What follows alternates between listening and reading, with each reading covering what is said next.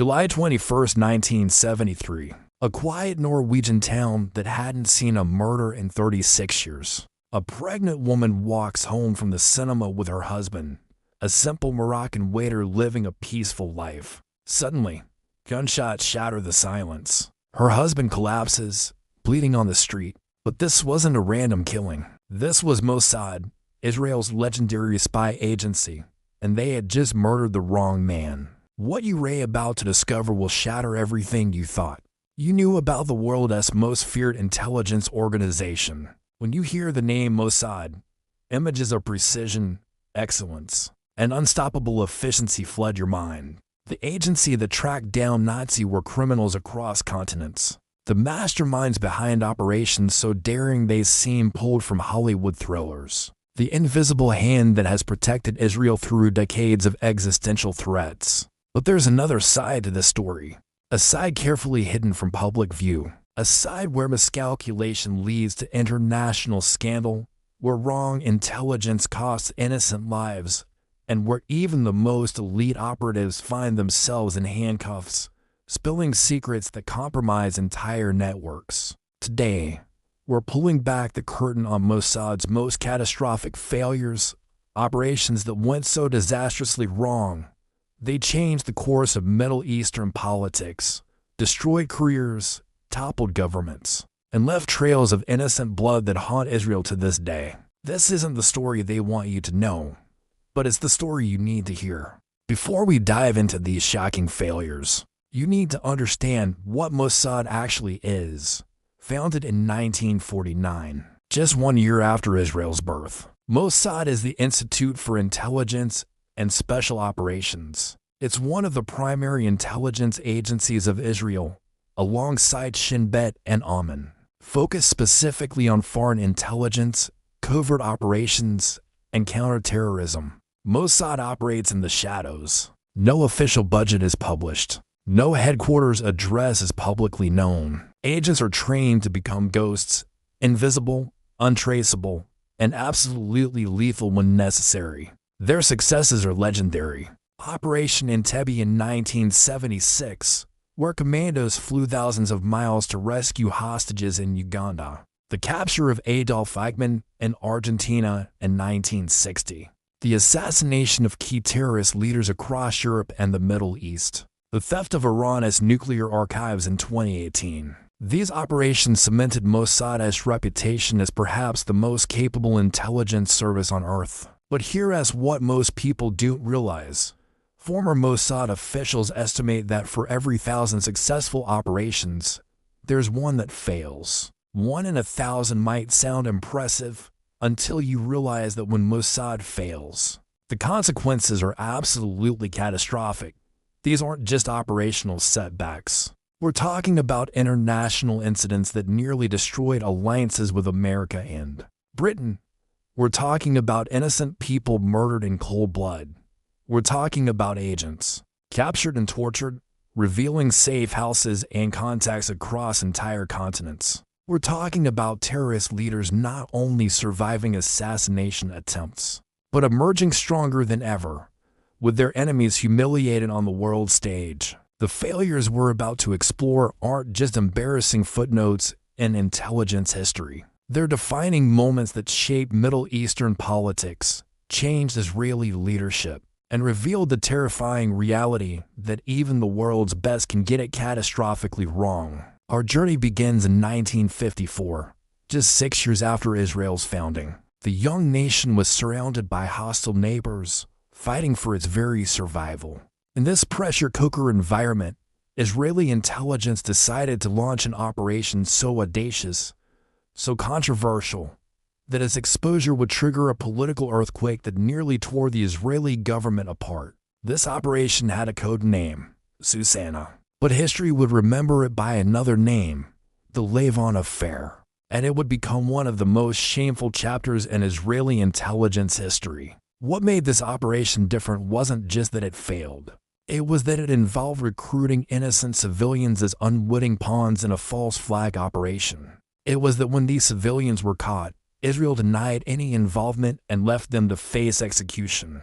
It was that the political fallout was so severe, It forced two of Israel's founding fathers, Defense Minister Peres Lavon and Prime Minister David Ben-Gurion himself, to resign in disgrace. And perhaps most disturbing of all, Israel refused to acknowledge these agents' sacrifice for over 50 years, only finally honoring them publicly in 2005 after most had already died.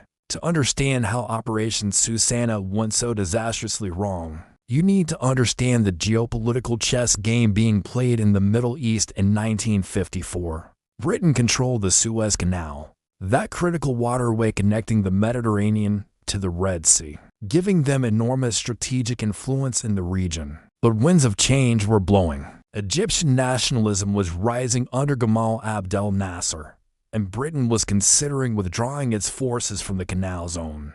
Israel saw this as a disaster waiting to happen. Without British presence, Egypt would have complete control over the Suez Canal. The balance of power would shift dramatically against Israel. American and British interests in the region might wane. Israel could find itself even more isolated. Israeli military intelligence hatched a plan. If they could create instability in Egypt, make it look dangerous and chaotic, perhaps Britain would reconsider its withdrawal. Perhaps the United States and Britain would maintain their presence, keeping pressure on Egypt and indirectly protecting Israeli interests. But they couldn't do this themselves. It had to look organic, like internal Egyptian chaos. So they turned to a vulnerable population that had lived in Egypt for generations, Egyptian Jews. These weren't Mossad agents. These weren't trained operatives. These were ordinary Egyptian citizens who happened to be Jewish, living normal lives as teachers, engineers, shopkeepers. And Israeli military intelligence was about to turn them into unwitting terrorists. The plan was as cynical as it was dangerous. Israeli handlers would recruit young Egyptian Jews and train them to plant bombs in civilian targets, American libraries, British-owned theaters, post offices, cinemas. These attacks would be designed to cause panic but minimize casualties. The goal wasn't mass murder. It was destabilization. Once the bombs went off, Israeli intelligence would work behind the scenes to make it look like the work of the Muslim Brotherhood, communist agitators, or other internal Egyptian threats. The message to Britain and America would be clear: Egypt is descending into chaos. You cannot leave now. An agent named Avraham Dar, operating under the codename John Darling, was sent to Egypt to recruit and train the cell. He found young Egyptian Jews, many of them teenagers or in their early 20s, idealistic and eager to help Israel. They had no idea they were being set up for a suicide mission. The recruits were given rudimentary training in creating incendiary devices. Nothing sophisticated. These were essentially primitive firebombs designed to start fires rather than cause massive explosions. The bombs would be hidden in cigarette packs, left in strategic locations, timed to detonate when buildings were empty or nearly empty. On paper, it seemed almost manageable. In reality, they were amateurs being asked to conduct terrorist operations in a hostile country with virtually no backup, no extraction plan, and no protection if things went wrong. And things were about to go catastrophically wrong. July 1954, Alexandria and Cairo, Egypt. The recruited cell of Egyptian Jews began their operations, planting incendiary devices in American and British targets, libraries, theaters, post offices. The first few devices detonated as planned, causing fires but minimal casualties, exactly as designed. But then, disaster struck. One of the operatives, carrying a bomb hidden in his pocket, experienced every saboteur's worst nightmare. The device detonated prematurely while he was still carrying it. The explosion didn't kill him, but it immediately exposed him to Egyptian authorities. Within hours, he was in custody. Within days, he was talking. Egyptian security forces, already on high alert due to the mysterious string of fires, moved with devastating efficiency. They quickly unraveled the entire network. One by one, the cell members were arrested. Safe houses were raided. Documents were seized. Communications were intercepted. 11 operatives were arrested in total. These weren't hardened spies with cyanide pills and years of resistance training. These were young Egyptian Jews, some barely out of their teens, who had been recruited with promises of serving Israel, but who were now facing the full weight of Egyptian state security. The interrogations were brutal. Egyptian authorities wanted to know everything: who recruited them, who trained them, what the objectives were, and most critically, whether the Israeli government was behind it all. Under torture and psychological pressure, the operatives revealed the operation's scope. 2 of them, unable to endure the torture, committed suicide in their cells rather than face what was coming. And here's where the story becomes truly dark. When the operation was exposed, when these young Egyptian Jews needed Israel most desperately, Israel did the unthinkable. They denied everything. Israeli officials publicly disavowed any connection to the arrested operatives. They claimed these individuals were acting independently, perhaps as misguided zealots, but certainly not under Israeli orders. There was no rescue mission planned, no diplomatic intervention, no acknowledgement whatsoever. These young people had risked everything for Israel, believing they were serving their ancestral homeland, and Israel left them to face execution alone. In January 1955, after a show trial that was predetermined from the start, 2 of the operatives, Moshe Marzouk and Shmuel Azar, were sentenced to death and hanged. Others received lengthy prison sentences. Their families were devastated. The Egyptian Jewish community faced increased suspicion and hostility. But the reverberations of this failure extended far beyond Egypt. The exposure of Operation Susanna created a political earthquake in Israel that nearly destroyed the government. The operation became known as the Lavon Affair, named after Defense Minister Penes Lavon, who was blamed for authorizing it. Lavon insisted he had never approved such an operation, claiming he'd been set up by subordinates and military intelligence. Prime Minister David Ben-Gurion, one of Israel's founding fathers, initially supported an investigation, but eventually became convinced of Lavon's culpability. The political infighting became so toxic that Lavon was forced to resign in 1955. But the scandal didn't end there. It festered for years, with accusations and counter-accusations flying. Eventually, even Ben-Gurion himself resigned in 1963, partly due to the ongoing fallout from the Lavon Affair. Israel's standing with the United States and Britain, the very nations they had tried to manipulate, was severely damaged. Trust took years to rebuild, and tragically, following the 1956 Suez Crisis, approximately 25,000 Egyptian Jews were expelled from Egypt, their community effectively destroyed. Israel didn't publicly acknowledge these operatives' sacrifice until 2005, over 50 years later, when the surviving agents were finally honored in a ceremony. Most were already dead. You might think that after such a catastrophic failure, Israeli intelligence would become more cautious, more careful about operations on foreign soil, more rigorous about intelligence verification before taking action. You would be wrong. 19 years later, in 1973, Mossad would commit an error so egregious, so sloppy, and so devastating to their reputation that it would become synonymous with intelligence failure. An operation where they murdered an innocent man in front of his pregnant wife, got caught by local police, and compromised their entire European network in the process. This was the Lillehammer Affair, and it was about to become Mossad's most humiliating failure. September 5, 1972, the Munich Olympics. Palestinian terrorists from the group Black September took 11 Israeli athletes hostage. The rescue attempt failed catastrophically. All 11 athletes were murdered. The massacre shocked the world and enraged Israel. Prime Minister Golda Meir authorized a covert operation called Wrath of God, a systematic assassination campaign targeting everyone involved in planning and executing the Munich attack. Mossad compiled a hit list. Teams were dispatched across Europe and the Middle East. Several targets were successfully eliminated in carefully planned operations. The campaign was working. Black September's leadership was being systematically dismantled.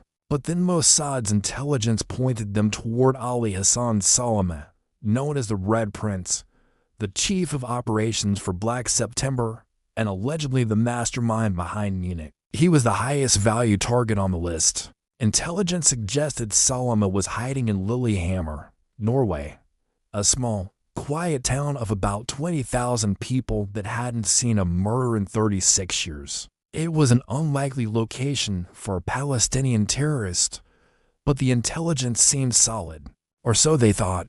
A 15-person Mossad team was deployed to Lillehammer in the summer of 1973. Their mission: locate, confirm, and eliminate Ali Hassan Salama. They began surveillance on a man they believed was Salama. He was the right height, had the right build, lived with a pregnant woman, and moved through Lillehammer with what appeared to be operational security awareness. But here's the critical detail that should have stopped everything.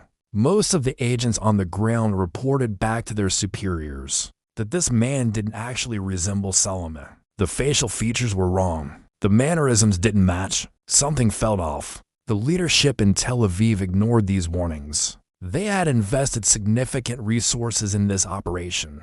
The pressure to deliver results was enormous. They ordered the team to proceed. July 21, 1973. Ahmed Bouchiki, a 28-year-old Moroccan waiter living peacefully in Lillehammer, walked home from the cinema with his pregnant wife, Terrell. They had just watched a movie on a pleasant summer evening. As they approached their apartment, two Mossad agents stepped out of the shadows. They fired multiple shots at close range. Bouchiki collapsed on the street, bleeding out in front of his wife as she screamed for help.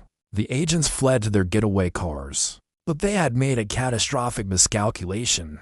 This wasn't the Middle East or a major European capital where they could disappear into crowds. This was a small Norwegian town where everyone knew everyone, where foreign faces stood out, where neighbors noticed unfamiliar cars. Within hours, Norwegian police had identified suspicious vehicles. Within days, they had arrested 6 of the 15 Mossad operatives. The arrests were just the beginning of the disaster. Under interrogation, the captured agents began revealing details that compromised Mossad's entire European infrastructure. Safe houses across multiple countries were exposed. Phone numbers were traced. Cover identities were blown. Contacts were identified. The network that Mossad had spent decades building across Europe was systematically dismantled because of one botched operation.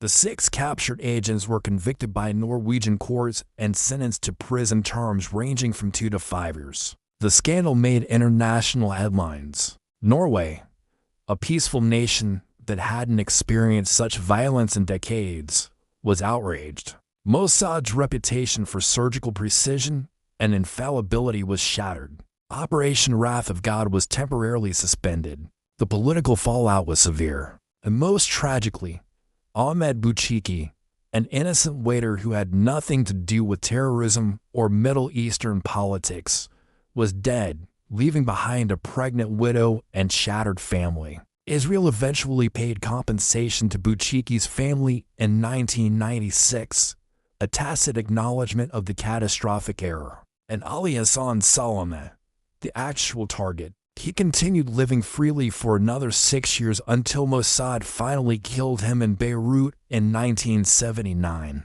We've witnessed how Operation Susanna destroyed lives and toppled governments.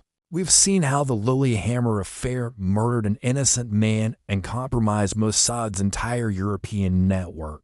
But what comes next will shock you even more. Because in 1997, Mossad attempted an assassination so badly executed that not only did the target survive, but Israel was forced to release the founder and spiritual leader of Hamas from prison, along with scores of other Hamas prisoners. This is the story of the failed assassination of Khalid Mashal, one of Mossad's most humiliating defeats.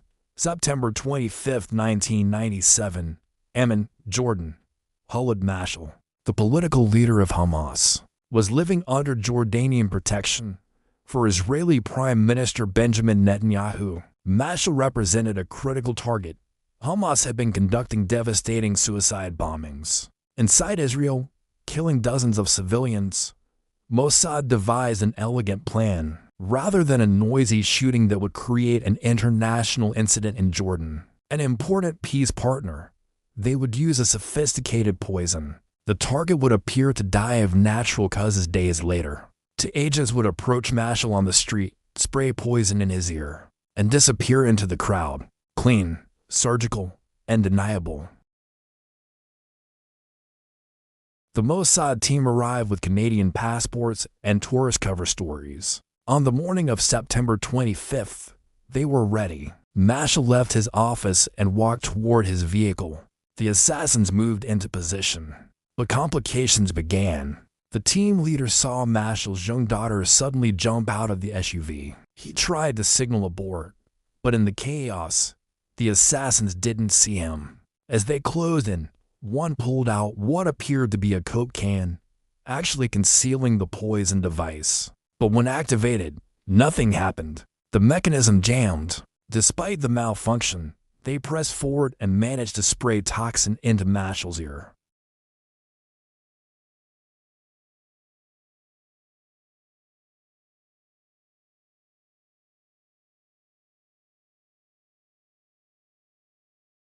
Jordanian security forces apprehended the two Mossad agents within minutes.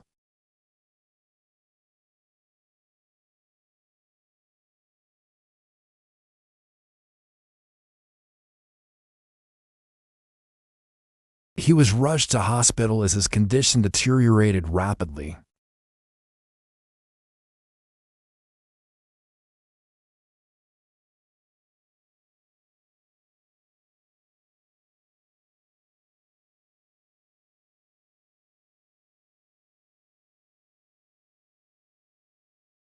Hussein contacted Netanyahu with an ultimatum: provide the antidote to save Mashal's life, or face severe consequences including potential execution of the captured agents. Netanyahu was trapped. The operation had failed spectacularly, and now he was being forced to save the life of the very terrorist leader he tried to kill.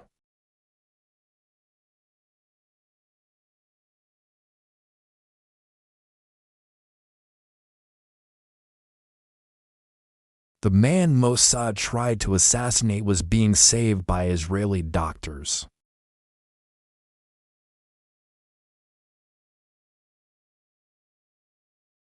And spiritual leader, imprisoned since 1989. He also demanded dozens of other Hamas prisoners be freed.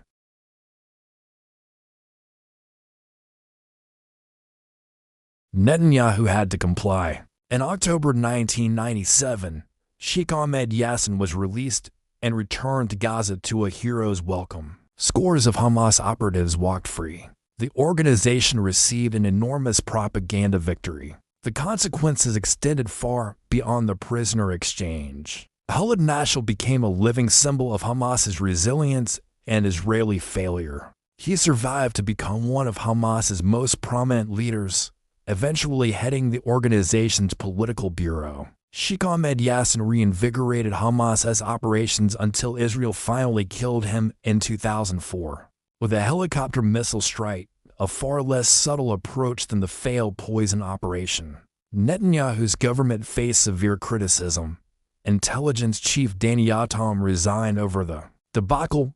Israel's relationship with Jordan was severely strained, and trust took years to rebuild. But as catastrophic as the Mashal operation was, it pales in comparison to what many experts consider Mossad's worst failure ever.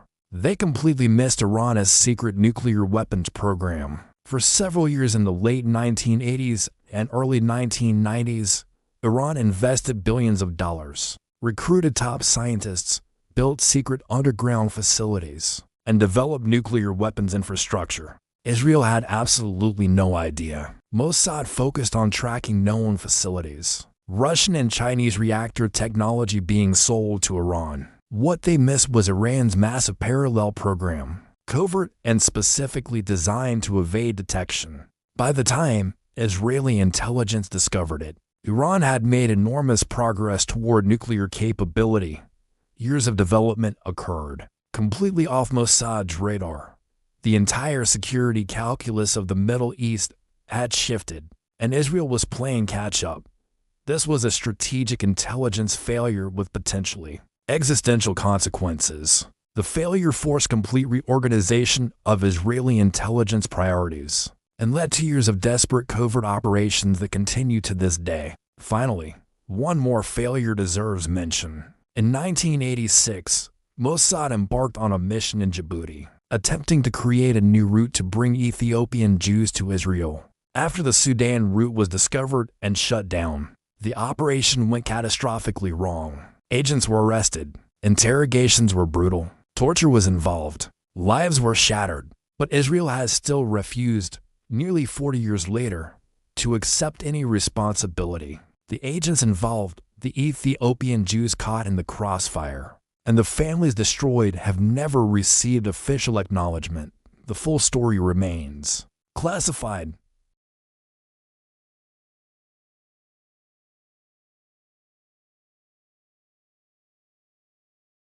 From Operation Susanna in 1954 to the Iran nuclear failure decades later, we've traced a pattern of catastrophic mistakes by one of the world's most elite intelligence agencies. We've seen innocent people murdered, agents captured and tortured, governments toppled, terrorist leaders freed, and strategic threats missed entirely. These failures teach us critical lessons. First, no intelligence agency, no matter how skilled, is infallible. The mythology surrounding Mossad obscures the reality that they are humans operating in incredibly difficult circumstances, and humans make mistakes. Second, the pressure to achieve operational success can override basic judgment, leading to disasters like Lilyhammer, where warnings were ignored. Third, consequences of intelligence failures extend far beyond the immediate operation.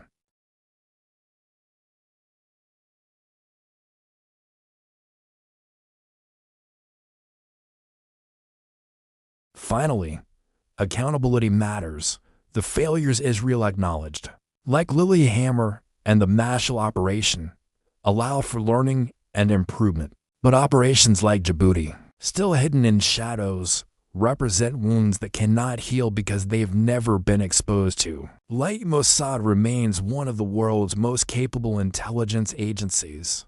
Their successes far outnumber their failures. But understanding these failures is crucial to understanding the real cost of intelligence operations, the lives destroyed, the relationships broken, and the unintended consequences that echo through history. This is the complete picture that the mythology leaves out. This is the human reality behind the legend. Thank you for watching this series on Mossad's failed missions. If you found this investigation valuable, please like this video and subscribe to the channel. Share it with anyone who thinks intelligence agencies operate without mistakes or accountability. The truth is always more complex than the legend, and understanding failure is often more important than celebrating success.